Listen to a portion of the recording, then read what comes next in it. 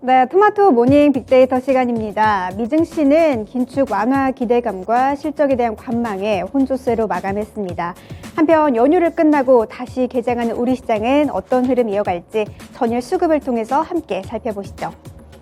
네, 먼저 코스피 매수 상황부터 함께 살펴보도록 하겠습니다.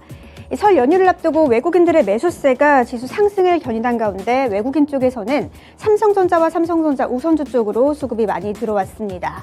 그리고 SK하이닉스 쪽으로도 외국인들이 담았는데요. SK하이닉스는 반도체 메모리 공장 재고 물량에 중국의 우시 공장의 감산 방식을 택했는데요. SK하이닉스는 지난해 4분기부터 올해 매 분기마다 1조 원 이상의 적자가 예상되는 가운데서도 외국인들은 SK하이닉스를 많이 담았습니다. 그리고 금융 관련주 신한지주 쪽으로도 매수세가 이어졌는데요. 3거리 연속 차익 실현 매물이 나오던 신한지주 쪽으로는 다시 한번 외국인들의 수급이 들어오면서 전거래일 강세로 마감했습니다.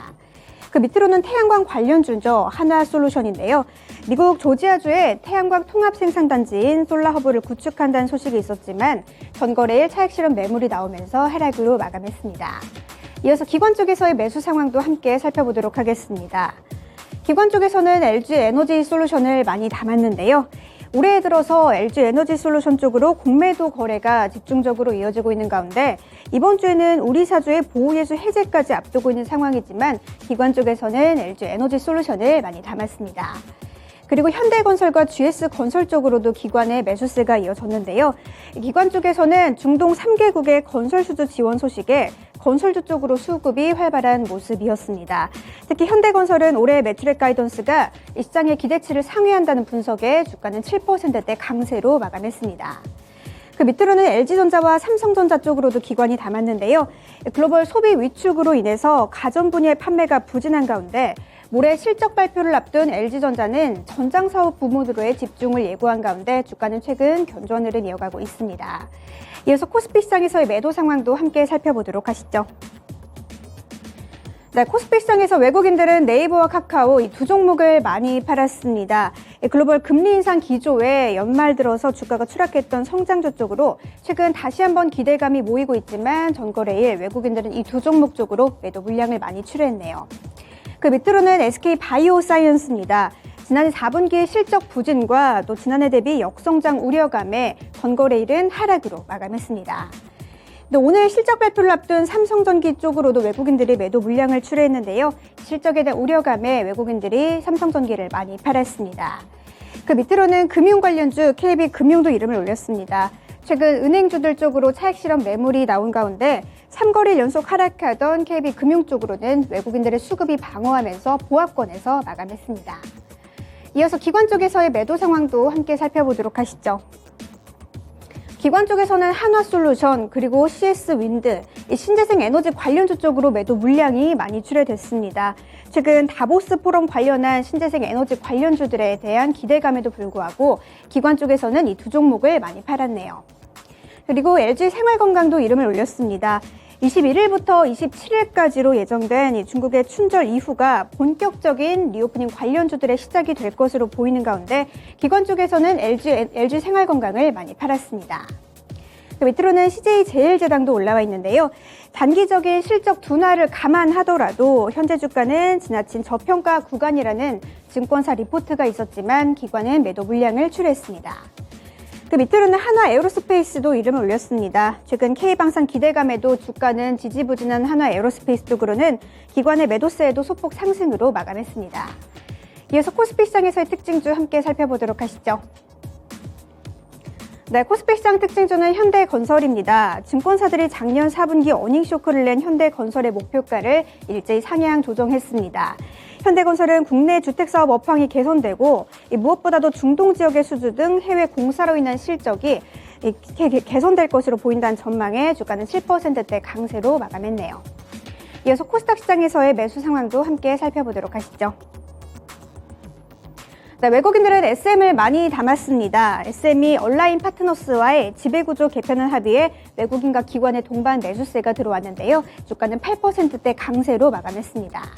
그 밑으로는 에코프로비엠 그리고 LNF, 2차전지 양극재 관련주를 많이 담았습니다. 국내 양극재 4형제의 4분기 어닝 쇼크가 예상되는 상황 속에서도 외국인들은 이 두 종목을 많이 담았네요. 그리고 새해 들어서 무섭게 상승하고 있는 종목이죠. 레인보우 로보틱스 쪽으로도 다시 한번 수급 들어오면서 주가는 8%대 강세로 마감을 했고요. 의료기기 관련주 루트로닉 쪽으로도 수급이 이어졌습니다. 중국의 리오프닝 관련주로 수혜 기대감이 모이면서 주가는 강세로 마감했네요. 이어서 기관 쪽에서의 매수 상황도 함께 살펴보시죠. 기관 쪽에서는 CJ E&M을 많이 담았습니다. 대표이사 교체 기대감에 주가가 2거래일 연속 강하게 상승했던 CJ E&M은 전거래일은 보합으로 마감을 했습니다. 밑으로는 오스템 임플란트인데요. 최근 경영권 분쟁 관련 이슈가 있는 오스템 임플란트는 전거래일 의료기기와 임플란트 관련주들이 상승 흐름 보이면서 52주 신고가를 경신했습니다. 밑으로는 5G 관련주 HFR도 이름을 올렸습니다. 최근 박스권에서 횡보하는 장세 이어가던 HFR은 외국인과 기관이 동시에 담으면서 주가는 강세로 마감했네요. 이어서 SM 그리고 리오프닝 관련주 파라다이스까지도 기관이 담았습니다. 이어서 코스닥 시장에서의 매도 상황도 함께 살펴보시죠. 네, 외국인들은 YG 엔터테인먼트를 많이 팔았습니다. 신인 걸그룹이죠. 베이비 몬스터에 대한 기대감으로 주가는 2거래일 연속 강세 흐름 이어가다가 전거래일은 조정의 흐름으로 마감했습니다. 밑으로는 메디톡스가 이름을 올렸는데요. 중동과 유럽 시장 기대감에도 중국 파트너사와의 합작법인 관련 소송 우려감에 외국인들의 메디톡스를 많이 팔았습니다. 그리고 윤성 FNC도 이름을 올렸습니다. 2,100억 원대 2차전지 믹싱 시스템 수주 관련 소식에도 외국인과 기관이 동시에 팔면서 주가는 하락으로 마감했습니다. 이어서 HK 이노엔과 알테오젠, 제약 바이오 쪽으로도 이름이 이렇게 매도세가 나왔는데요. HK 이노엔은 K캡의 중국 의료보험 등재 소식에 급등했었는데요. 차익 실현 매물이 나오면서 전거래 하락으로 마감했네요. 이어서 기관 쪽에서의 매도 상황도 함께 살펴보시죠. 기관 쪽에서는 엔터주 쪽에서 JYP 엔터테인먼트를 많이 팔았습니다. 최근 엔터 관련주들의 상승 흐름이 좋았던 가운데 전거래일은 JYP 엔터테인먼트 보합으로 마감했습니다. 그리고 신작 피해 거짓 기대감이 있는 게임 관련주 네오위즈 그리고 교육 관련주 크레버스 쪽으로도 기관의 매도 물량이 출회됐습니다. 이어서 코스닥 시장에서의 특징주 함께 살펴보시죠. 코스닥 시장 특징주는 SM입니다. SM이 글로벌 기업으로의 도약을 위해서 온라인 파트너스가 제안한 지배구조 개선 방안을 수용하기로 결정을 했는데요. 또 앞으로 3년간은 당기 순이익 중 최소 20%를 주주에게 환원한다는 정책을 공시하면서 SM을 비롯해서 SM 라이프 디자인 등 관련주들의 상승이 함께 이어졌습니다. 이어서 주요 일정까지도 함께 살펴보시죠. 네, 첫 번째로는 한국 기업들의 실적 발표 일정입니다. 삼성전기와 LG노텍의 작년 4분기 실적이 오늘 발표될 예정이고요. 또 미국의 테슬라와 IBM 그리고 보잉의 작년 4분기 실적도 함께 발표될 예정입니다. 함께 체크해 보시면 좋겠네요. 네, 이렇게 주요 일정까지 함께 살펴봤고요. 지금까지 토마토 모닝 빅데이터 시간이었습니다.